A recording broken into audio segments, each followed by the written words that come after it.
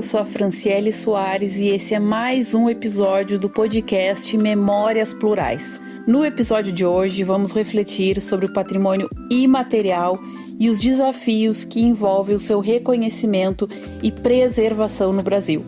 Ao longo do episódio, a gente vai falar sobre como o patrimônio cultural, por muito tempo, foi associado à sua materialidade, como monumentos e edificações. A gente vai entender como essa lógica acabou silenciando as culturas populares e como que, pouco a pouco, novos olhares e novas vozes foram ampliando esse conceito. Vamos conversar sobre a criação do registro de patrimônio material, os livros de registro, os bens que foram reconhecidos oficialmente e, principalmente, as tensões, disputas e silenciamentos que marcam esse campo. O patrimônio e a memória são campos de sentidos amplos e complexos, atravessados por múltiplos significados que variam de acordo com o contexto, com o campo disciplinar em que são investigados e com o modo como eles são apropriados. O patrimônio, por exemplo, ultrapassa a sua origem jurídica, voltada à necessidade de resguardar algo e se tornar uma construção cultural significativa no campo das identidades do esquecimento. Esse entendimento destaca que o patrimônio ele não é neutro, mas sim uma construção cultural marcada por escolhas, tensões e disputas que são tanto simbólicas quanto políticas. Mais reivindicado do que herdado, mais conflitivo do que consensual. O patrimônio se mostra, assim como a memória, um campo de disputas. Afinal, ele envolve decisões sobre o que lembrar e o que esquecer e todo ato de preservação também é um ato de poder. Nesse sentido, Legoff afirma que a memória está em permanente construção e reconstrução sobre a influência de solicitações do presente, sendo sempre seletiva e marcada por tensões. Então, ao contrário da aparência de permanência que o patrimônio e a memória evocam, são justamente as disputas, a exclusão, o conflito e o silenciamento que constroem o cerne da questão.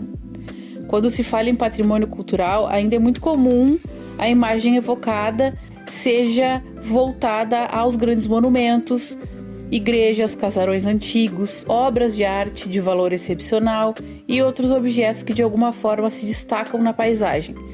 De fato, essa concepção de patrimônio ela foi sustentada pelo Estado ao longo do século XX, marcada por uma lógica patrimonialista e muito vinculada ao tombamento.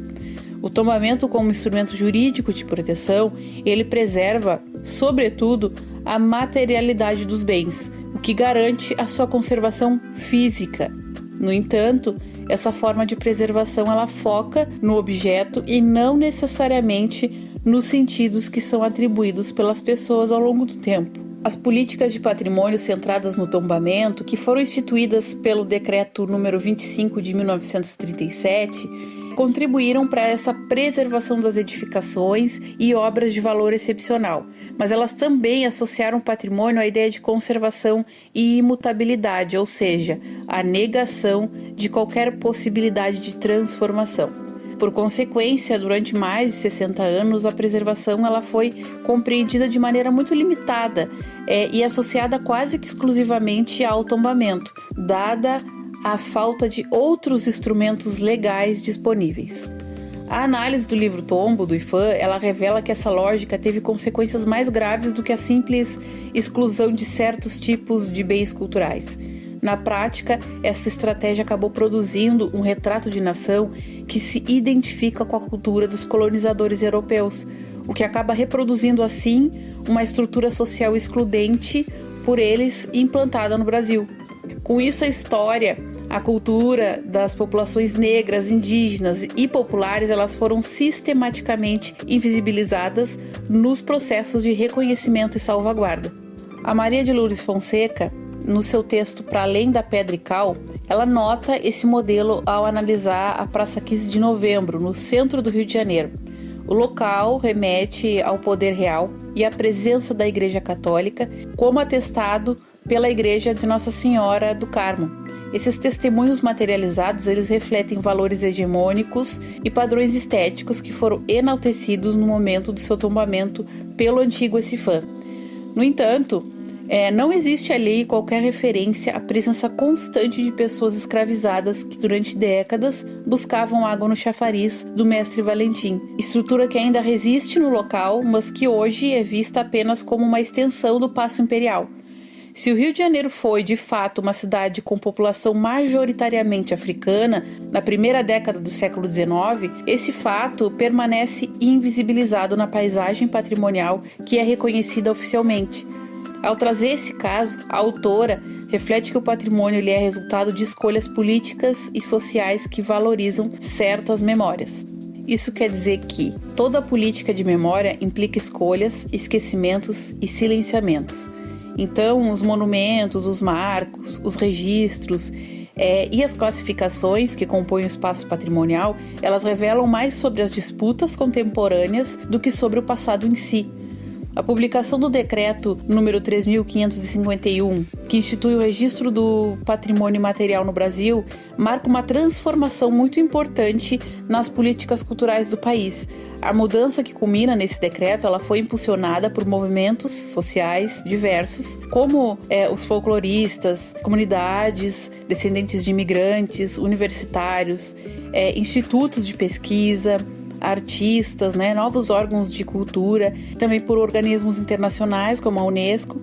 Essa transformação, que já estava presente nos debates de Mário de Andrade e Aloysio Magalhães, ela busca superar a centralidade dos monumentos e das belas artes, valorizando também os modos de vida, os saberes populares, as festas, as línguas, os ofícios e as práticas religiosas.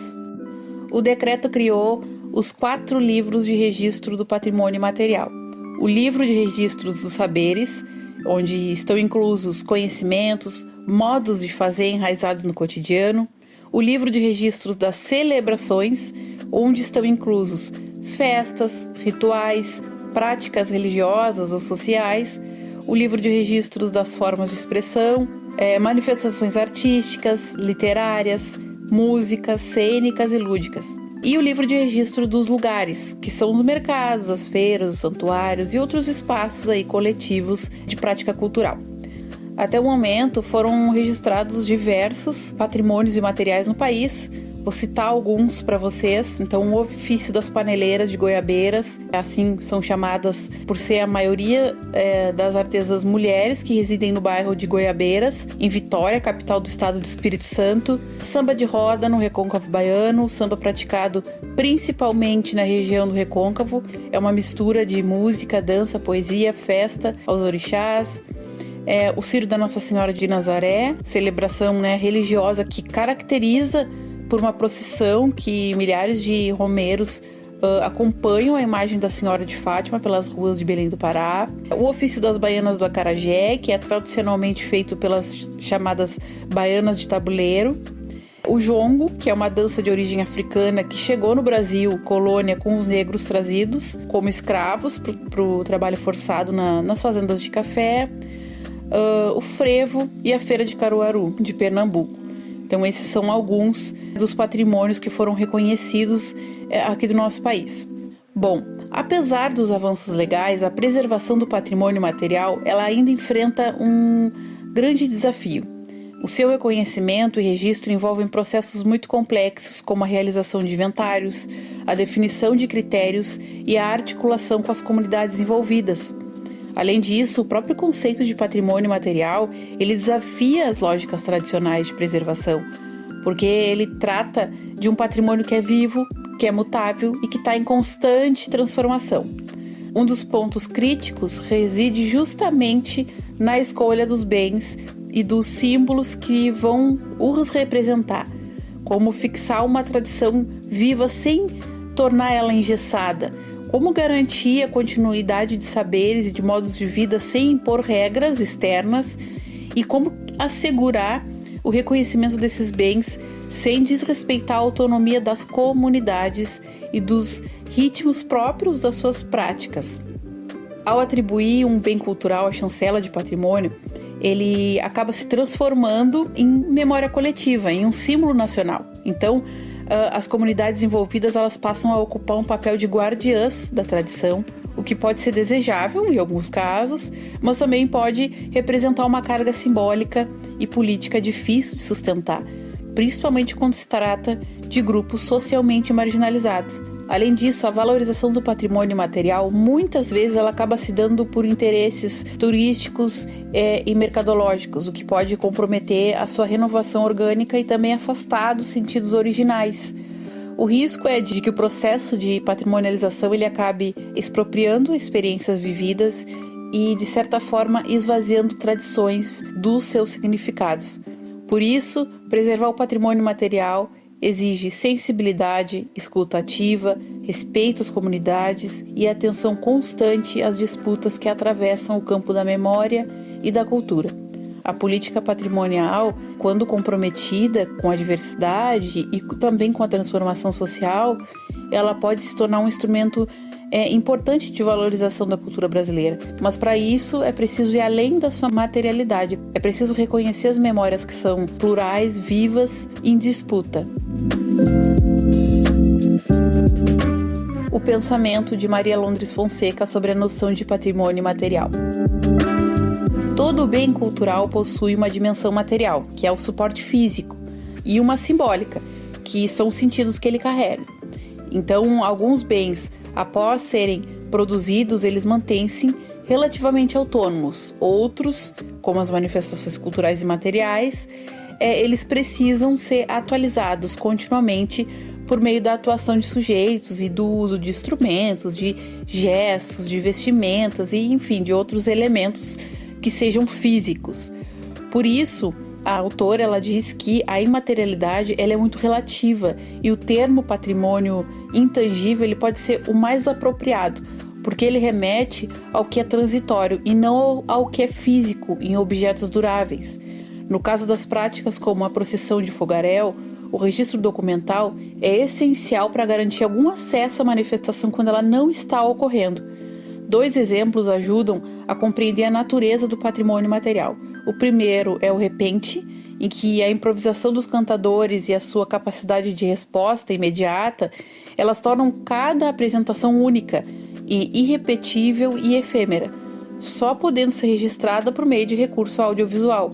O segundo é a pintura corporal indígena, que possui valor estético e simbólico, mas ela segue padrões tradicionais com significados muito específicos dentro daquele grupo, diferindo da arte moderna, ocidental, que valoriza a originalidade individual.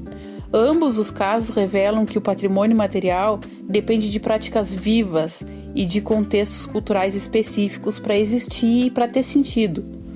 Os instrumentos legais, como o tombamento, eles não garantem por si só que um bem cumpra a sua função como patrimônio cultural. É essencial a constante atualização das políticas patrimoniais, principalmente em contextos democráticos. Foi a partir de reflexões críticas sobre a função do patrimônio e da limitação dessa visão centrada apenas no histórico e artístico que se passou a adotar uma concepção mais ampla do patrimônio cultural, voltada não só a esses monumentos, mas também aos sentidos e às práticas culturais realizadas pelos sujeitos.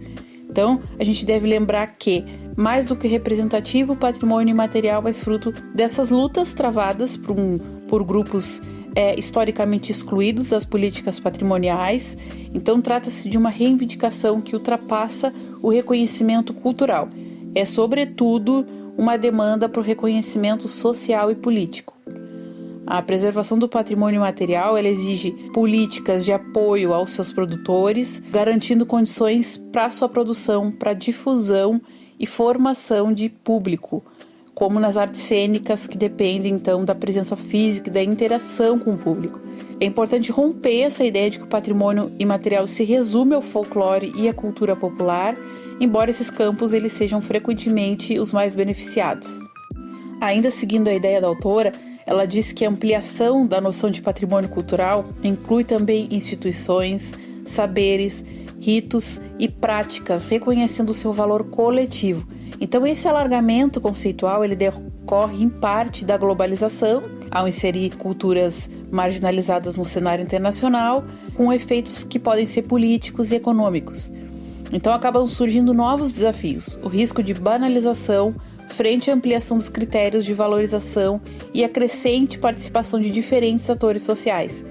Para alguns, isso acaba representando uma dessacralização e democratização da prática patrimonial. Essa nova abordagem tem 3 principais consequências. Ela aproxima o patrimônio da produção cultural, tanto do passado quanto do presente. Ela valoriza as interpretações dos próprios grupos sociais, especialmente os que transmitem sua cultura oralmente, e fortalece o direito à memória como parte dos direitos culturais, o que acaba possibilitando a inserção de bens tradicionais em mercados como o mercado turístico, sem comprometer a sua continuidade e o seu valor simbólico. Bom, assim encerramos então mais um episódio do podcast Memórias Plurais, refletindo sobre os desafios do patrimônio imaterial, suas disputas, invisibilizações e muitas resistências que acabam marcando essa preservação do patrimônio imaterial no Brasil. Vimos então como o patrimônio cultural é um campo dinâmico, vivo, marcado por tensões, por escolhas políticas, e entendemos essa importância de valorizar as diferentes vozes e experiências que compõem as nossas memórias plurais. Então, no próximo episódio, a gente vai mergulhar no patrimônio afrodiaspórico, explorando as culturas, os saberes, as expressões das comunidades negras no Brasil e a sua fundamental contribuição para a construção da nossa identidade cultural. Não perca e até lá!